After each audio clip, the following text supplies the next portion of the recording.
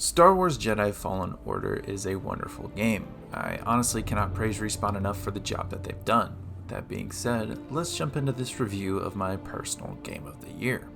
But first, be sure to like the video if you enjoy, as it helps the channel out greatly, and I really love making these kinds of videos and put everything I can into making them.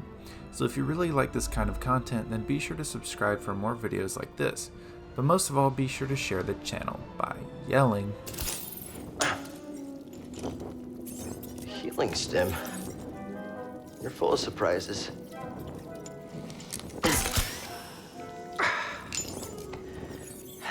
That's better. Thanks, little droid. Okay, let's try this again. Oh, okay. Here, hop on board. Let's start with the basics. First of all, the gameplay is incredible. The parkour is very reminiscent of Uncharted, with a bit of Assassin's Creed mixed in, which is very nice and feels right at home in a Star Wars game. I very rarely had any issues getting where I needed to, and if I did at first, it was simply because I lacked the powers to do so. The lightsaber combat is just wow. It's really freaking good, with all the abilities you can unlock, and it really does get better as the game goes. Now, speaking of as the game goes, I want to point out something that I just love in games and is something that is in Fallen Order, and that is the fact that you are still doing and learning new things throughout the game. I won't spoil anything here, as spoilers are to be saved for later in the video, but this system makes me think of Assassin's Creed 2, where even 75 to 80% of the way through the game, you are still uncovering new abilities like the hidden gun. Those principles apply here, and it really helps keep the experience fresh, as opposed to if they just dumped all this power on you and let you loose. Speaking of being let loose, let's talk worlds. The worlds in this game are fleshed out so perfectly for a Star Wars game. Every world feels like an episode of the Clone Wars or Rebels, with each experience being full of challenges and adventures within the main story. There are the main worlds, and minor spoilers, a couple that are there just for set pieces, but each one is distinct and feature their own set of creatures, both lethal and non-lethal, along with some mysterious boss creatures that will make for a good fight. Some of these you may not be able to fight at first, but level up in return and you can take them down with ease. Now, along the way with the main missions, a variety of Imperial enemies and deadly fauna, you can find treasure. And not treasure to spend on microtransactions, as there are none in this game, which is a massive win for Respawn, but actual outfits and lightsaber pieces to customize your character, as well as new skins for the ever adorable BD-1 and Mantis ship. This game is just a goldmine and a throwback to how games used to be and should be today. Now, there's one more thing I want to mention about the worlds, and that is how well they fit into their era. It has just been a few years since the end of the Clone Wars, so the presence of destroyed B-1 battle droids and clone trooper gear are ever present. A constant reminder for Cal of the galaxy came from in this new, darker age of the Empire. I mean, this he's been here, what, 4 years? 5.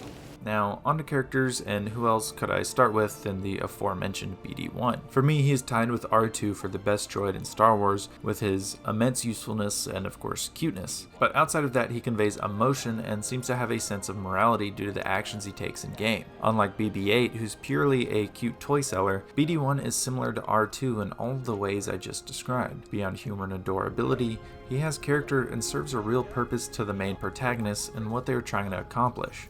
As for the rest of the Mantis crew, they have their own things that make them memorable and will make the player truly care about them. Greez is the pilot and captain of the Mantis, who is a gambling rogue with a heart, while Cere, and this isn't a spoiler because it was announced, but here's a warning anyway, is a fallen Jedi who survived Order 66 like Cal. They both can relate with their experiences and the hardships they've endured. The writing and voice acting does such justice to these characters, and it just makes the game's story what it is, and that is special. Now, on the dark side of things, we have the second sister, who is an inquisitor that you encounter throughout the game, as well as the ninth sister. The ninth sister is more of a minor villain that we don't see develop too terribly much, but the second sister we do see a good bit of. Without spoiling anything, I will say that what we do learn about her is extremely fascinating, and helps build the story up so much to what it is. Also, to whoever did the Stormtrooper voice acting, you are amazing. The lines dropped between troopers are hilarious at times. I'm not sure. I just heard from the captain. They're coming. Oh, this is it. At least we have the high ground. Now I do have a couple of criticisms. My big one is on the technical side of things, as on my Xbox One X, I had pretty common frame stutters and dips with occasional texture pop-ins. It wasn't game breaking, but it was fairly common and noticeable, at least for me. Secondly, and this is minor, but rather than go with the Frostbite engine, Frostbite made this game with Unreal Engine 4, which did sacrifice visuals, but in the end I think it helped them fulfill their vision more than Frostbite may have let them, as many games forced to be made on Frostbite that probably shouldn't, like Madden and FIFA, typically suffer in gameplay aspects. Lastly, there were a couple of loose ends in the story that felt like they were not tied up, and a couple of characters that I felt just weren't developed well enough. Now, it doesn't hurt the story that we don't see more of these characters, but it would have been nice to see a little bit more of who they are outside of the tidbits we do get. Now, from here, we will enter spoiler territory and go right on into the story. So here's your spoiler warning. Click off now if you haven't finished the game. If you have, let's jump into talking about this story. So, on to the story and the spoilers, and the best place to start this is the end, because I've just been dying to talk about it. This is the only story in any game that has ever left me speechless, like literally speechless. There have been games like Red Dead Redemption and Red Dead Redemption 2 that leave you feeling a bit of sadness in the end, or a story like this year's Modern Warfare, which leaves you feeling hyped up for what's next, but uneasy with the actions taken in order to achieve a goal. Then there's Assassin's Creed Origins, which leaves you with a kind of hopefulness for the future, but this game made me feel every possible emotion in its final stanza. To be honest, I stared at the credits for about 15 minutes with my jaw wide open, just trying to digest everything that had just happened.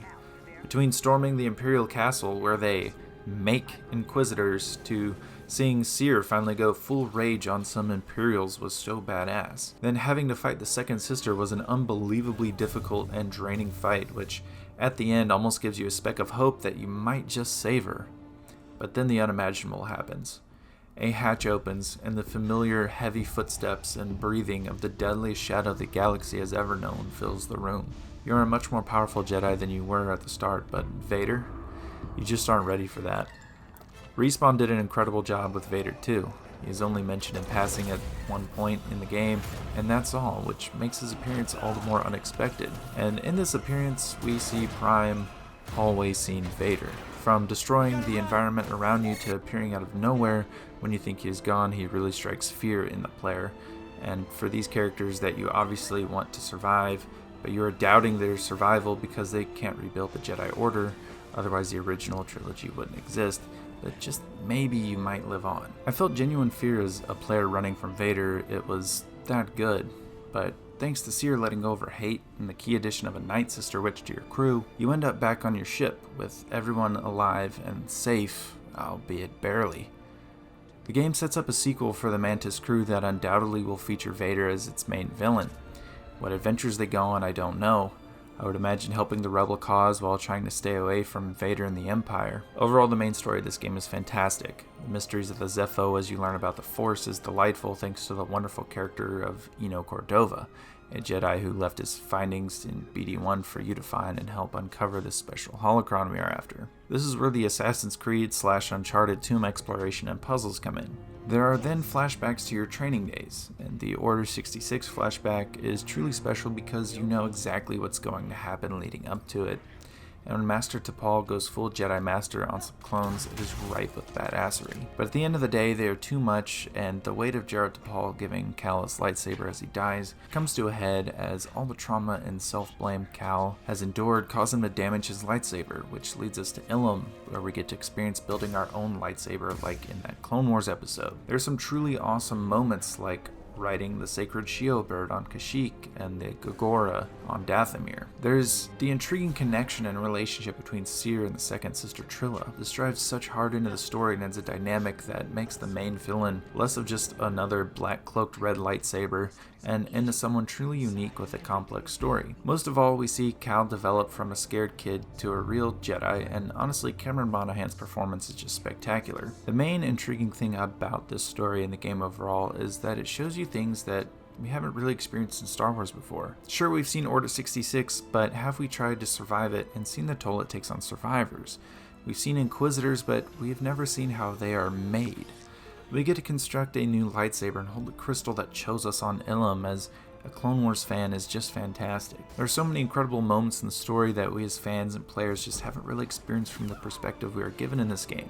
I am hopeful for a sequel and to see what else Respawn can do with these characters before an inevitable end has to come. But who knows? Maybe we'll see other eras of Star Wars. Maybe we'll get to see the Old Republic or a possible survivor of Luke's order. Either way, this game is incredible. It is my personal game of the year. Let me know down below what you guys think of this game if you have played it and what you think of it. Thank you all for watching. If you want to interact with me more, check out my Twitter, and as always, I will see you guys in the next video.